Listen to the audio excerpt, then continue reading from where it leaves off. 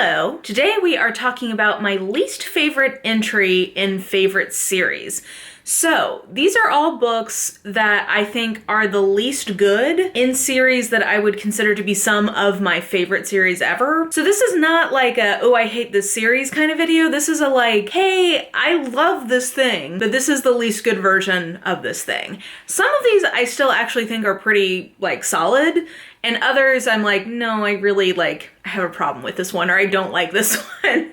But anyway, I thought that this is an interesting concept in terms of threading the needle between things that I love and things that I don't enjoy. So, I only picked series where I could concretely say that there was an entry that I had, a problem with. So we'll just get into it. Okay, so first up, I would say that I'm gonna call it the Middle Earth series, because it's like Lord of the Rings, The Hobbit, The Silmarillion, all of the Tolkien verse. I will actually say that my least favorite entry in that series is not The Silmarillion.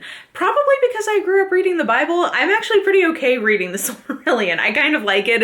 I don't know, it's like a deep mythos. I vibe with it. What I did not enjoy, however, well, it's not that I didn't enjoy it, it's clearly my least favorite of any of these books, is Fellowship of the Ring. And actually, I almost never finished Lord of the Rings because I tried to read Fellowship of the Ring. Ooh, this probably would have been when I was in middle school, and I noped out of that book at Tom Bombadil. Tom fucking Bombadil and I do not get along, and I don't enjoy that piece of that book.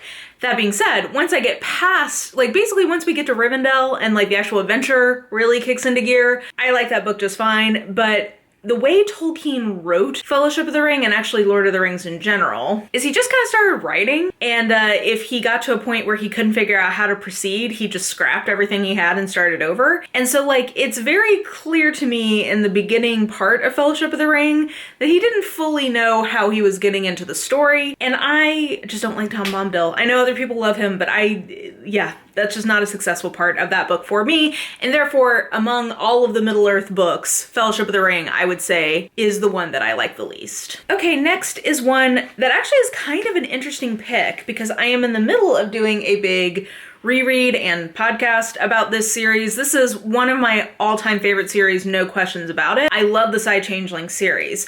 I also have one that I clearly, in my memory of reading the series, remember being my least favorite, but I haven't reread it yet. So I am gonna say that my current memory of how I feel about all these books is that Tangle of Need, which is number 11, is my least favorite in the series, just because there's an angst factor to this one that didn't totally work for me. Basically, so one of the things that Nalini Singh does in this series, which I think is really interesting, is she has a bunch of different sort of plays on fated mate tropes. There's a lot of different iterations of it, and I think that this was an interesting idea, which is, what if your fated mate is with someone else? Can you really fall in love again with somebody else, wholeheartedly? So I think that's an interesting idea. I think it just is not my trope candy. I think that the characters in this weren't necessarily my favorite. My memory is that this is my least favorite.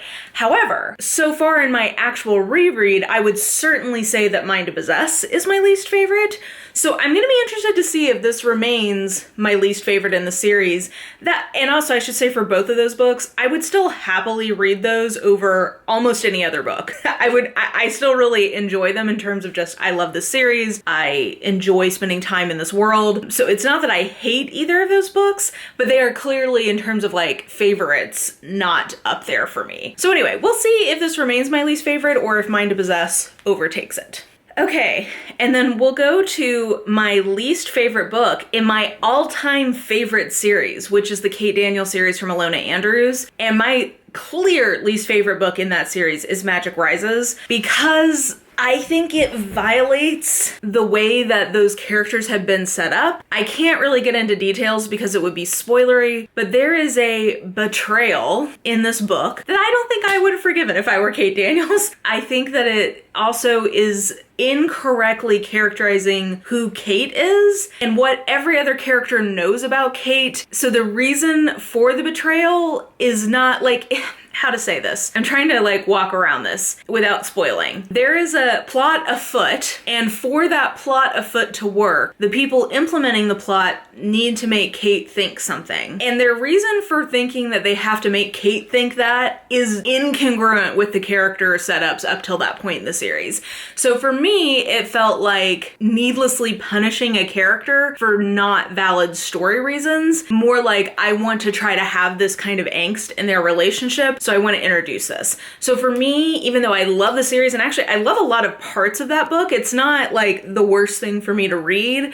I always know that that book is my least favorite in the series, because what I love about that series is how consistent the world building is, how well done I think a lot of the character development is, and this to me is like a notable discordant layer in what is otherwise a very well characterized series. And actually pretty similar, now that I think about this, Innocent in Death, in the In Death series. The mystery in that one actually is super solid. Very similarly, I like the actual kind of like plot of the book, fine. But again, there is a note between the core relationship where I don't think, again, it's like a betrayal that I don't think is in alignment with what we know about these characters, and I think was put there purely because the author wanted to have that kind of a plot moment with the characters. Again, I'm trying not to spoil things in this discussion.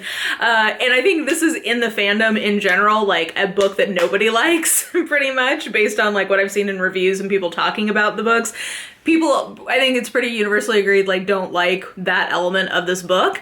And I guess I will just, the bottom, I think in my review, the only thing I put was like, the grovel did not match the crime. And that's how I feel about it to this day. So that one is definitely my least favorite in the In Death series. Okay, moving to two Christie series. So for Poirot, definitely my least favorite is The Clocks, because this is a book where I'm like, the setup for this is a really cool idea. This is something you consistently see in later Christie. She still had really interesting premise ideas, and even parts of the plot are still interesting, but the problem with this book is that it's supposed to be a Poirot book, and Poirot is not in it. I would not dislike this book as strongly if it was a standalone thriller, but because it is supposed to be a Poirot book, I like it 3,000% less. Because also what she does, we're seeing a theme emerge here with characterization. What she does with the character of Poirot in this book, I think, again, goes against who he is as a character. He is set up to be this like very brilliant but very arrogant little round man, and in this book his arrogance is like gone, and I think she was going for like he's being shaken with like the confrontation of his own mortality kind of a thing. So I guess I don't know, but it's not what I want from that character. I want Poirot to be a cocky little asshole who walks in and is like, haha, my little gray cells, I have figured it all out. Like, that's what I want him to do. And so like, he's hardly in it. And when he is in it, he's not fun. He's not the character, like the parts of the character that I like are not there. And then for Marple, I have much less strong feelings about this one. I do, though, think it is decidedly my least favorite in the Marple series, and that is Nemesis, which I believe is the last book she wrote, like, chronologically. It's the last book in the chronology of the series. It's not the last book published in the series, if that makes sense. Anyway, Nemesis, my problem with it is it's actually a great example of things that have aged poorly. It's very of its time, and I think it's a very much people like what they like kind of a thing. I think in a different context, in a different world, if I had enjoyed other parts of the book more, those of its time elements may not have bothered me as much, but there is so much casual treatment of sexual assault, basically, and a lot of really horrible armchair psychology about what constitutes why somebody gets assaulted, and it jarred me out of the story. I did not like that, and I also think that there is a reading of this story that makes it very sappophobic, prejudice against lesbians, basically. I know not everybody reads the story that way, but to me, that seems to be like a pretty strong implication in the text, and if you go with that reading, it's an of its time thing, but it's a horrible homophobic trope that we see over and over again in media, and so I also don't like that.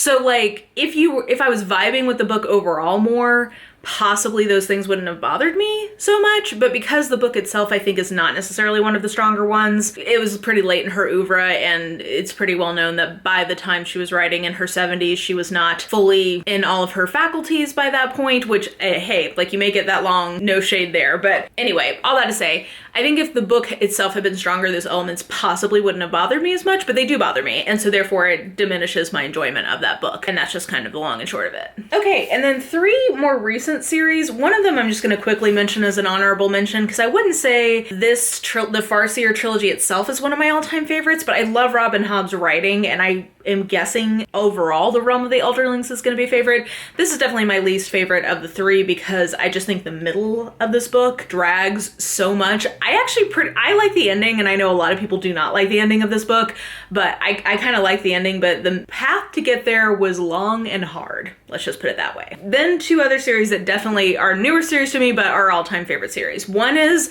Ice Planet Barbarians / Ice Home, and I would definitely say Hannah's Hero is my least favorite of either series because I just think that the plot really drags, and Hannah is let's put it this way. I am sure that Hannah is actually one of the heroines who is closest to my actual personality, or at least parts of it.